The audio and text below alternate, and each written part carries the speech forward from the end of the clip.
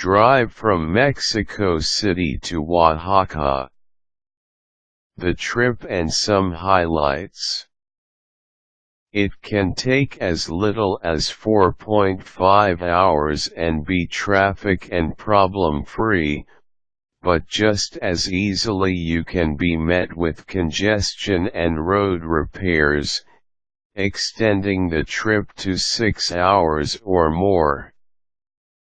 On the other hand, you can elect to increase the length of your journey by taking in a few select sites and some interesting scenery, including a snow-capped volcano near Puebla and another peak near the Orizaba/Córdoba cutoff.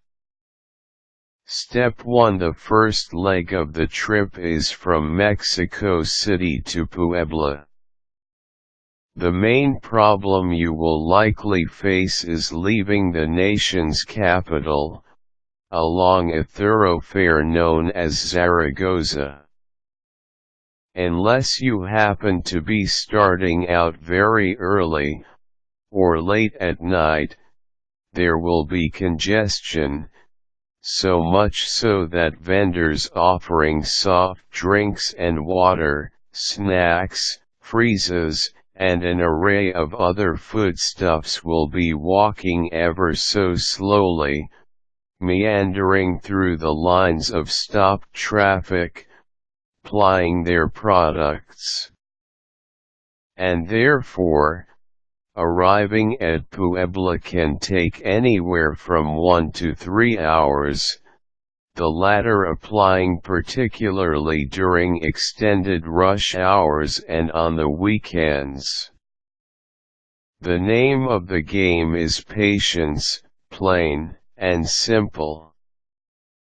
And if you're picking up a rental car at the airport, ask your attendant to draw a map, and regardless of its quality, at every opportunity ask other motorists and pedestrians how and when to turn onto Zaragoza.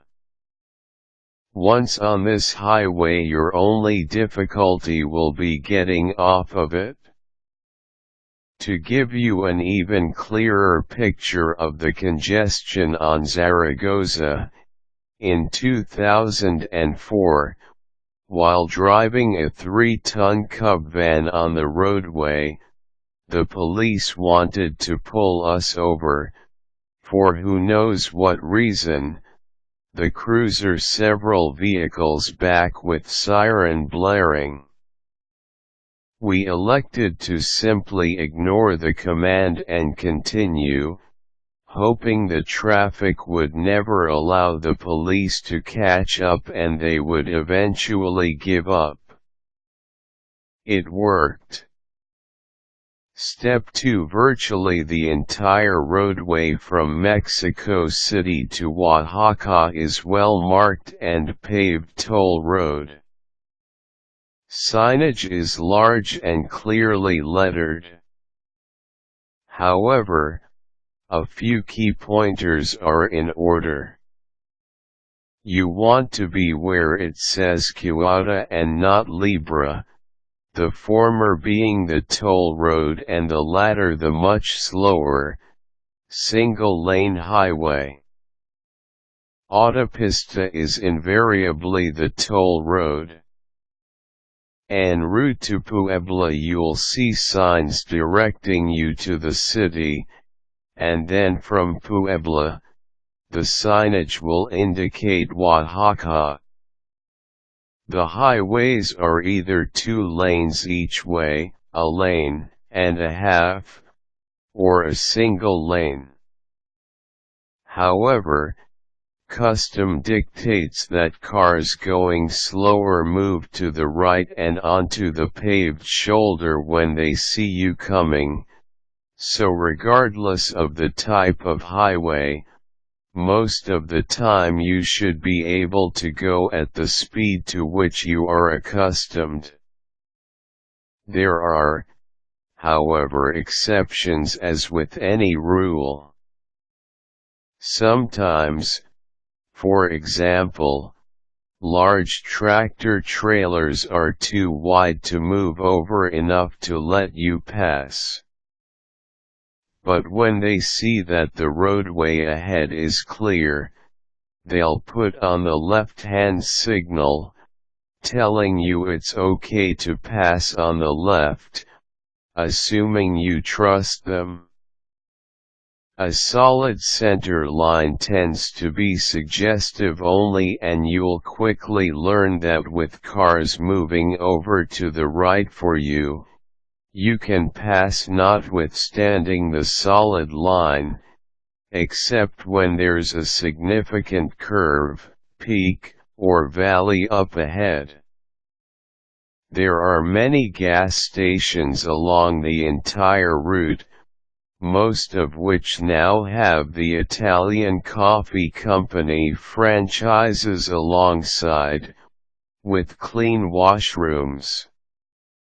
Credit cards are generally accepted for filling up, and now as well at the many toll booths, except when the system has broken down.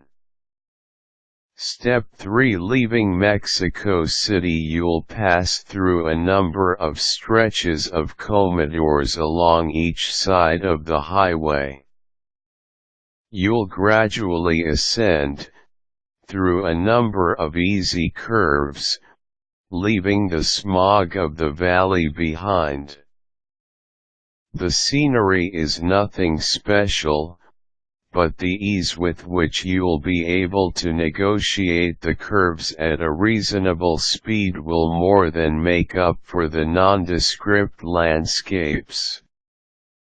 The curves and valleys will become more dramatic, to the extent that there will be a red line on the pavement demarcating how vehicles with failing brakes should proceed, leading them off the pavement and onto a roadway ending at a soft embankment of straw. Step 4: you will see at least a couple of exits to downtown Puebla, marked as Puebla Centro. Puebla makes for a great stopover for a day or two, if you're in no great rush to get to Oaxaca.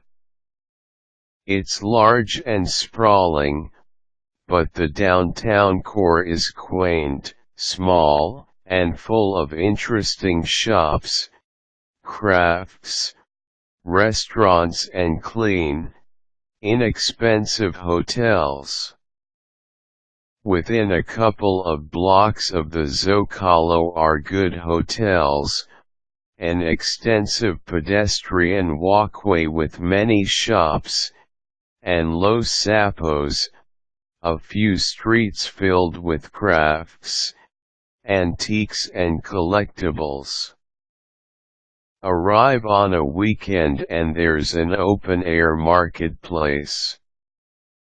On Sunday there's an even larger series of temporary stalls selling crafts, plants, etc., 2 blocks down. In the same area is the area known as Parian, and the Barrio de Artista, both not to be missed. Of course there are nearby ruins and other sites, but for a brief stopover it's the downtown that's the must-see. For a splurge, spend a night at Messon Sacristia, written up in a coffee table book about the 1,000 best inns in the Americas, in Los Sapos. For economy, stay at Paulus or Palace, on 2 Orient, a block from the Zocalo and about 4 blocks from Los Sapos. Step 5: the drive from Puebla to Oaxaca, without stopping other than for a couple of pit stops, takes about 3.5 hours.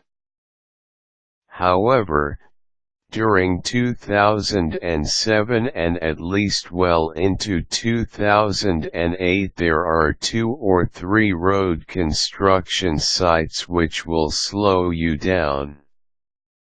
Again, be patient, turn off your engine, and see what the vendors have to offer. And at the toll booths there will be even more offerings, from uniquely poblano sweets known as camotes, to whole wheat tortillas, to puppies. 2 lanes become 1.5, as you approach the turn off to the right to continue on to Tehuacan and Oaxaca. You'll see the breathtaking snow-capped peak as you look ahead towards Orizaba, but don't take that road or you'll end up in Veracruz. Step 6. Next there are 2 recommended stops, unless you also want to spend time at Tehuacan. The first is at the onyx/marble village of San Antonio Texcola. Take the second Tehuacan exit, after the Tehuacan toll booth, onto Highway 125 leading to Huajuapan. After 6 kilometers you'll arrive at the village, with 5 or more factory outlets where you can buy almost anything into which these stones can be shaped. Tequila sets, plates, sinks, lamps, tables, bowls, boxes, unicorns, fish, hash pipes, and of course a number of diverse ornaments with religious imagery. Prices are about half of what you'll pay elsewhere. Next is the Museo de Agua, or Water Museum, actually a misnomer because it is so much more. Take the well-marked next exit after your return to the autopista, for San Gabriel and Kilac. There will also be signage for the museum. You'll be given a tour, in Spanish, in the main building, and of the outside surrounding landscapes. You'll learn how progress is being made to teach villagers in desolate regions where water is scarce and soil fertility is lacking, to conserve and recycle water, to use compost, worm culture, and other techniques to enrich the land, and to grow and market nutritious produce such as amaranth. In terms of the land and townscapes, near Tehuacan you'll see long narrow white-topped buildings where poultry is produced and then trucked throughout the state of Puebla and further abroad. There will be a couple of locations demarcated as stops for tourists to pull over and appreciate and photograph the deep valleys and high mountain tops. Long well-marked expansion bridges serve to showcase the valleys and mountains. You'll pass over a geological fault. There will be several kilometers of impressive telephone pole cacti. Close to the approach to Oaxaca you'll see vendors on each side of the highway selling brightly colored miniature wooden trucks. Until 1995, when the toll road opened all the way from the capital to Oaxaca, For much of the route you were required to travel along secondary roads and highways, pretty well doubling the length of the drive. Now you have the benefit of a much shorter and definitely a safe trip along quality well-marked pavement, with the added feature of the option of getting off the main highway and venturing into some villages to take in additional sights, scenery, and local culture. The only cautionary note is to not drive outside of any major urban center, and in particular on the highways or even toll roads, at night, unless absolutely necessary. Lighting tends to be lacking or insufficient, and laws regarding impaired driving are rarely enforced.